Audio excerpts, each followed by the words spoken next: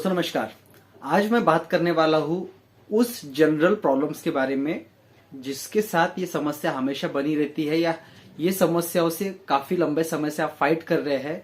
यदि अगर आंखों में थकान रहती है या आंखों में कमजोरी आ गई है या आपकी आंखों से पानी बहता है और आपने आई स्पेशलिस्ट को दिखाया, अलग अलग जगह गए हैं, आप ट्रीटमेंट करवा चुके हैं, या आप जब तक दवाई लेते हैं तब तक आपको आराम पड़ता है और अगर दवाई लेना बंद कर दिया जाए तो फिर से वही प्रॉब्लम रिपीट होना शुरू हो जाती है।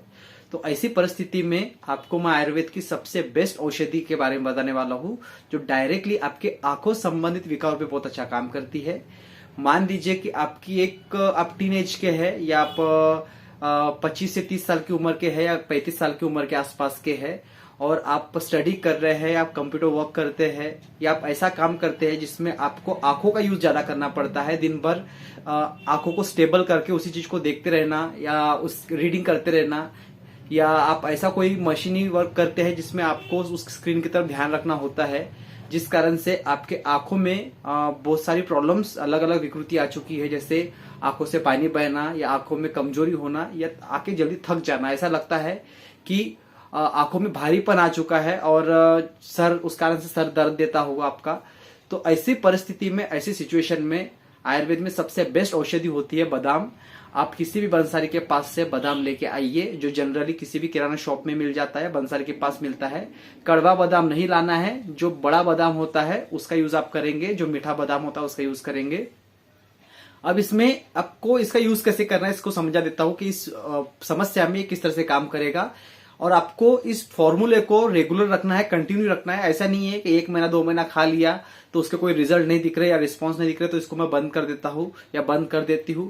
ऐसा बिल्कुल ना करें, क्योंकि ये एक तरह की चिकित्सा पद्धति ऐसी है कि आपको एक बार में ही कोई भी रिजल्ट जो है बहुत अच्छे से नहीं दिखेंगे। ये जैसे जैसे धीरे धीरे उसकी भरपाई करेगी, जैसे जैसे उस चीज को पावर देने का, ताकत देने का काम करेगी, वैसे वैसे वो चीजें अपने आप में कंप्लीट होती जाएगी और उसके परिणाम आपको समय समय रहते हुए आपको सारी चीजें दिख जाएगी। तो आपको करना क्या है, आपको 7 से 8 बादाम रात में पानी में भिगो के रखने हैं और सुबह जैसे ही आप सो के उठते हैं, ब्रश वगैरह आपने कर लिया तो उसके छिलटे निकाल लेने हैं। ऊपर की जो मतलब उसपे जो छिलटे होते हैं, छिलटे की परत निकाल लेनी है और उसको अच्छे से चबा चबा के अच्छे से जितने समय तक चबा सकते हैं उसको चबा चबा के आप उसका सेवन करेंगे, उसको खा लेंगे अच्छे से।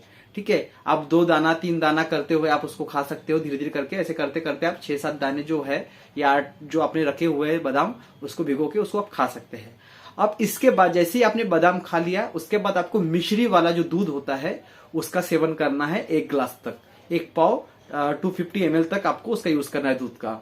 तो क्या करेंगे, जैसे आपने बादाम ले लिया, खा लिया, चबा चबा के अच्छे से समय लगाइए, सलाइवा में अच्छे से मिक्स होने दीजिए ताकि आपका वो अच्छे से डाइजेस्ट हो जाए और उसके जो फायदे हैं, उसका जो बेनिफिशियल प्रॉफिट मतलब उसकी जो मेडिकल प्रॉपर्टीज है उसका फायदा आप उठा पाए।